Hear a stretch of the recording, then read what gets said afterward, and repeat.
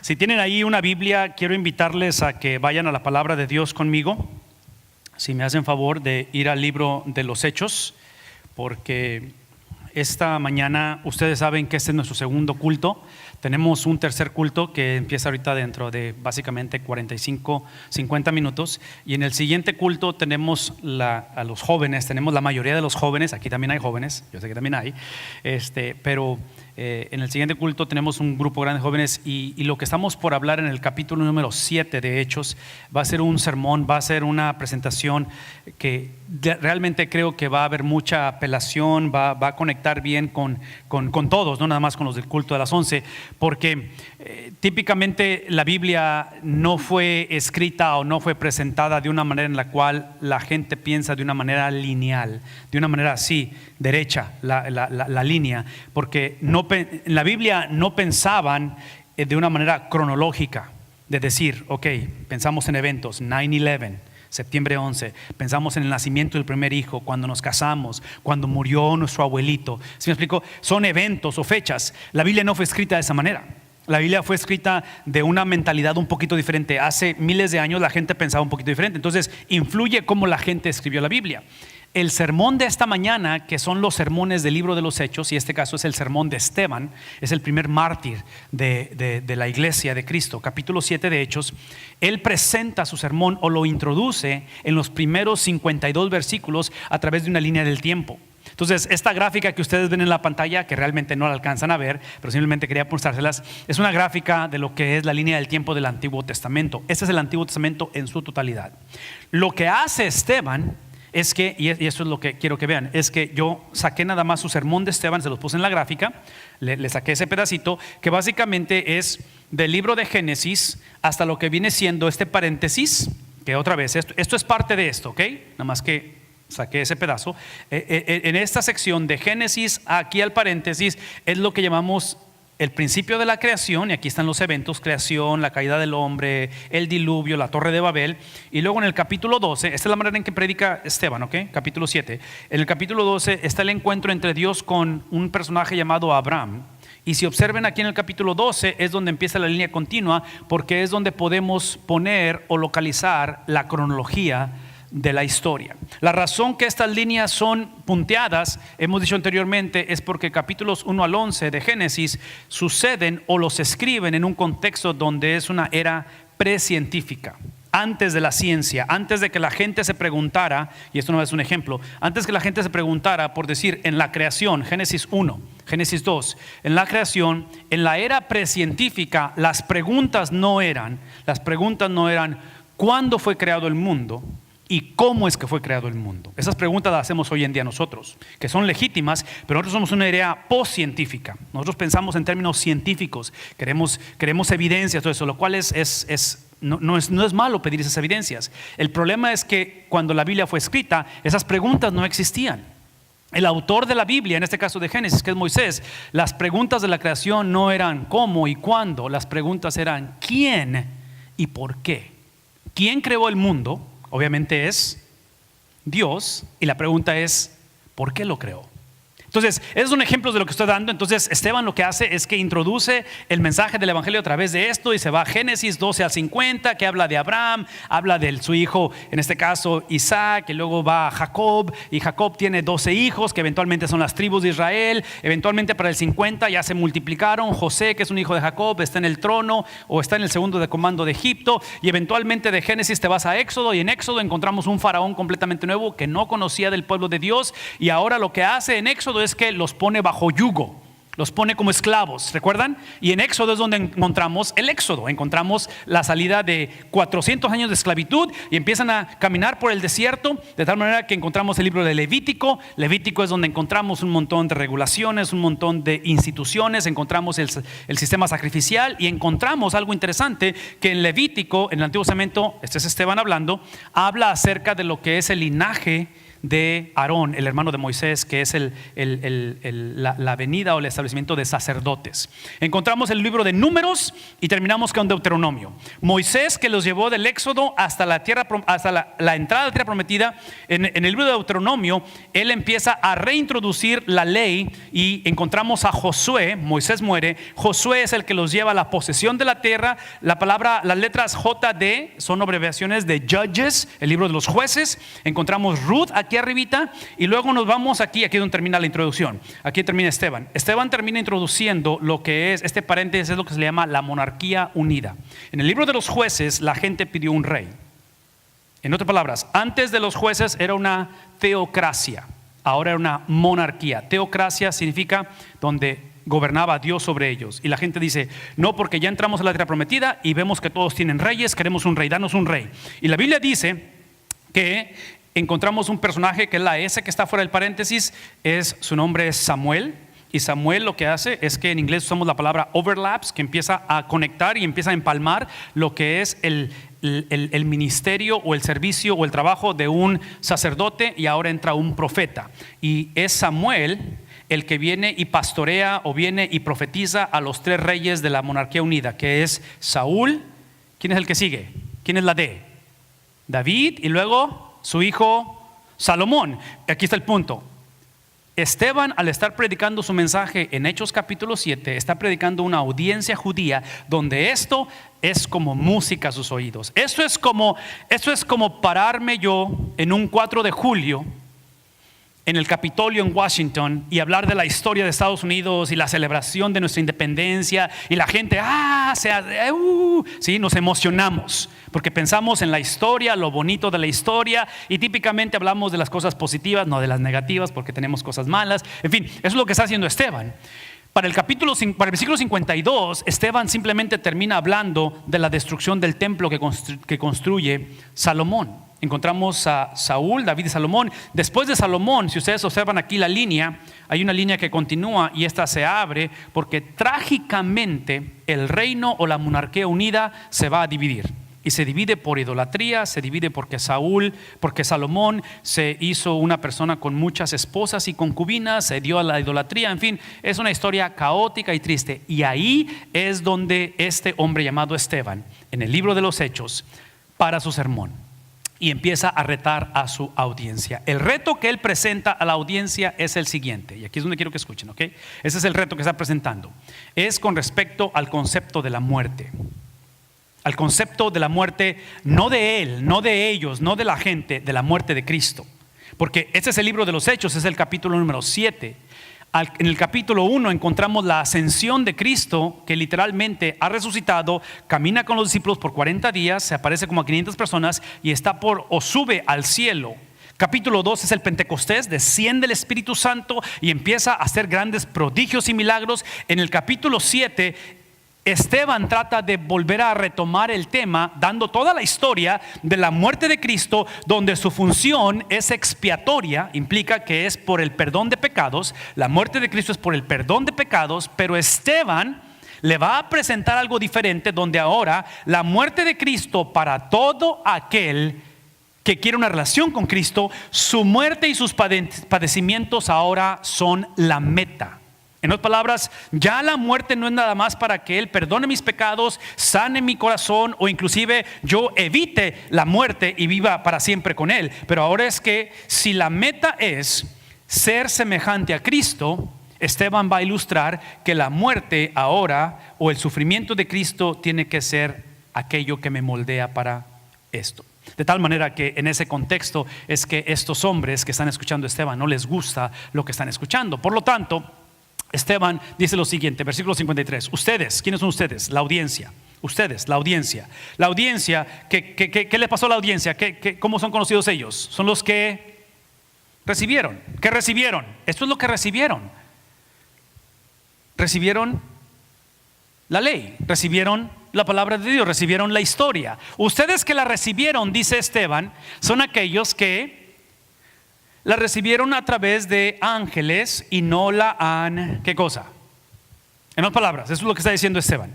Esteban está presentando una defensa. Si se pueden imaginar una corte, una situación donde están enfrente de un juez y está obviamente el acusador, está el acusado.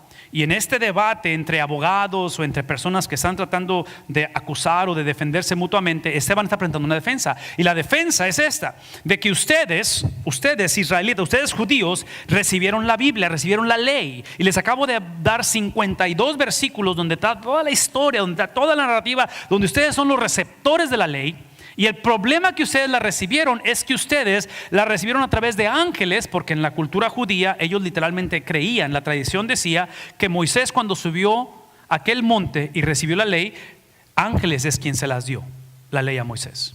Es lo que la tradición decía. Entonces ustedes la recibieron, pero el problema con lo que ustedes recibieron es que ustedes no la obedecieron. Entonces ese es el punto. El punto que está diciendo Esteban es este: que todo aquel que escucha la palabra de Dios, y esto es difícil de entender nosotros hoy en día, porque hoy en día tenemos tanta información que se nos da, sermones y estudios y la internet y tantas cosas, que en un momento dado, con tanta información, la desconectamos con la cuestión de estilo de vida o con ética o con obediencia, que es el punto. El punto es que a la luz de la Biblia, siempre cuando la palabra de Dios es presentada, dada, escrita o recibida, es con el propósito de ¿qué? De ser obedecida. E inclusive, acabo de darles un poquito de la historia, pero el libro de Éxodo es cuando Moisés aparentemente es cuando recibe la ley a través de ángeles. Éxodo, Levítico, Números, Deuteronomio es el último de los 5 libros, y en Deuteronomio, cuando ya son los hijos de los que salieron de Egipto, porque los que salieron de Egipto ya se murieron, los hijos que están por entrar a la tierra prometida a través de Josué, Moisés en el capítulo 6 es donde Moisés reintroduce la ley, y eso es lo que dice: escucha, Israel, el Señor Jehová es, ¿qué cosa? Es uno. La palabra escucha es lo que está diciendo aquí en el caso de Esteban, donde dice escucharon o recibieron. Y cuando Moisés dice en Deuteronomio 6, escucha, Israel, el Señor tu Dios es uno, y es donde habla y dice, tienes que enseñarle a tus hijos estos mandatos, estatutos que yo te doy, ¿sí? Es porque está diciendo, cuando recibes la ley es para, ¿qué cosa? Es para obediencia. Entonces aquí está el punto. Lo que está diciendo Esteban es lo siguiente: es que toda persona que escucha o que recibe es para obedecer. Y aparentemente la audiencia de Esteban, a través de 52 versículos del capítulo 7, les está dando la evidencia de que recibieron la palabra de Dios, de que eventualmente Cristo es la encarnación de la palabra de Dios. ¿Me explico? Tienes la palabra escrita, pero tienes la palabra hecha carne, que es Cristo, y lo recibieron, pero en este caso no solamente desobedecieron, pero lo rechazaron, lo crucificaron, de tal manera que lo que necesitamos entender es esto, y aquí es donde queremos poner bien en claro la conversación esta mañana.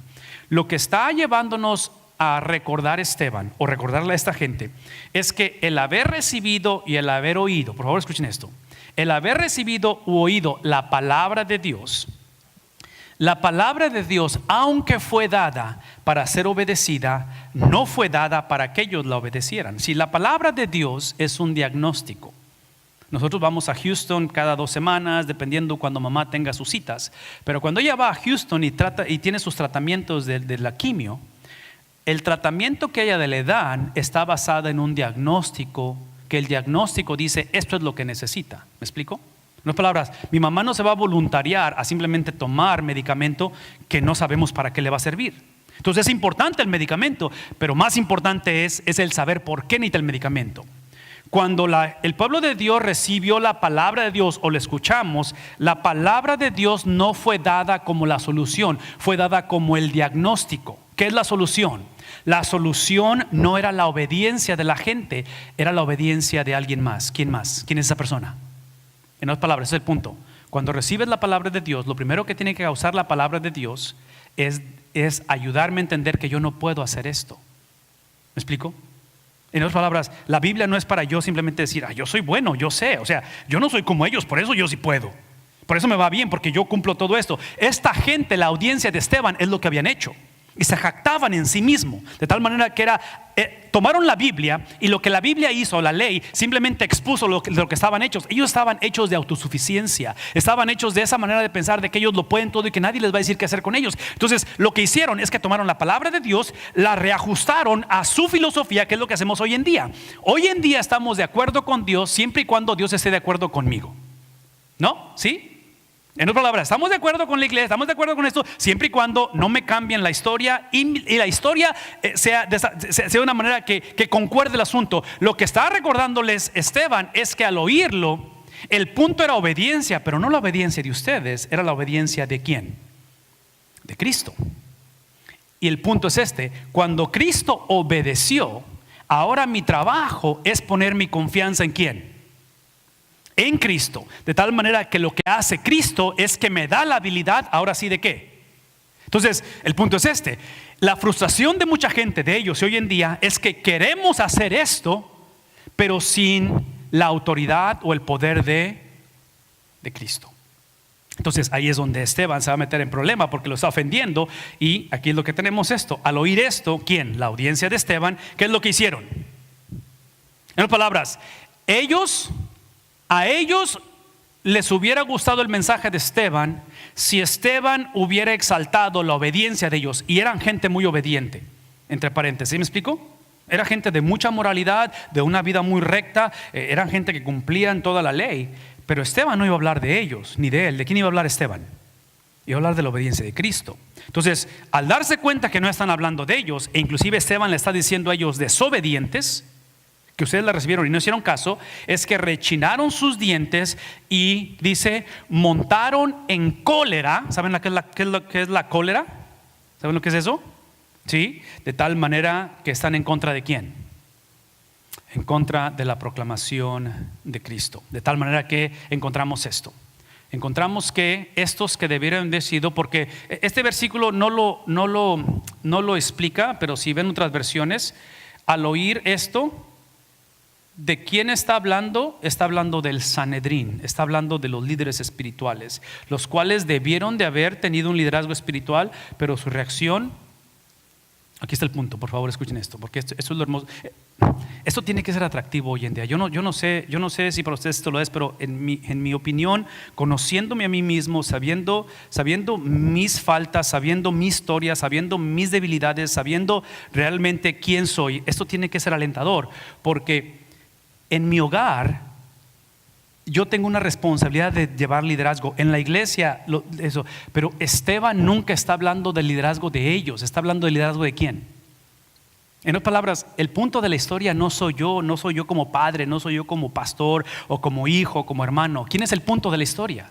El punto de la historia es Cristo, de tal manera que eso implica que tengo yo que remover mi persona de pensar que yo soy el foco de atención, y eso es muy difícil de hacer, ¿verdad? Porque típicamente yo quiero ser el foco de atención. Entonces ponemos a Cristo. El liderazgo que deseábamos aquí, o que realmente necesitaba el pueblo de Israel, no era un liderazgo de mejores hombres, o de hombres de más conocimiento, o de personas más consagradas. Lo que la iglesia necesitaba en ese tiempo era el liderazgo del Espíritu Santo. Entonces yo estoy de acuerdo en que seamos mejores padres, estoy de acuerdo en que seamos mejores hombres y que estudiemos y que vengamos a la iglesia. Eso es importante, pero nada puede reemplazar la presencia, el liderazgo, la esencia, la voz, la autoridad del Espíritu Santo. Entonces el liderazgo del cual estamos hablando aquí es literalmente el Espíritu Santo, de tal manera que la reacción de ellos es obvio que no es la del Espíritu Santo. ¿Qué tipo de reacción están teniendo? La reacción de sus personas. En inglés usamos la palabra entitlement. Entitlement es el tipo de persona que es lo opuesto al Espíritu Santo. De tal manera que dice la palabra de Dios, pero observen el contraste, y esto es lo que les va a hacer rechinar los dientes más, y les va a hacer tener más cólera y gastritis, y eventualmente no sé qué les va a pasar a estos hombres. Pero dice la Biblia que Esteban estaba lleno de ¿qué? Exactamente lo opuesto. En otras palabras, lo que no está diciendo la Biblia es que Esteban era un mejor judío. Yo argumentaría que no había mejores judíos que los del Sanedrín.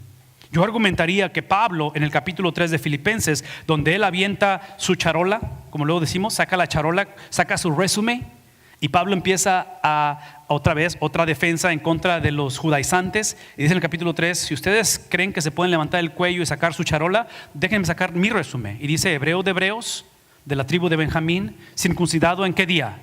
En el 8º día. ¿Sí me explicó? O sea, lo que está pasando aquí es que este hombre no era mejor que ellos. Este hombre estaba lleno de alguien mejor que todos. ¿Sí vemos la diferencia? Entonces aquí el punto no es ser mejor como individuo, el punto aquí es la llenura de quién. Ahora, aquí tengo que hacer mi comercial que he hecho anteriormente. Lo que está diciendo la Biblia en llenura del Espíritu no está hablando de que Esteban era salvo, está hablando de que Esteban se comportaba como una persona salva. ¿Sí? ¿Sí ven la diferencia?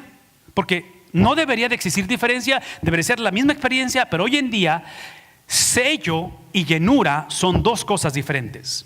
El ser sellado por su espíritu es ser salvo. El ser lleno de su espíritu es comportarme como salvo. Entonces acabamos de leer 2 versículos que hablan de un grupo de hombres que no se comportaban como salvos, de lo cual yo argumento, porque no eran salvos.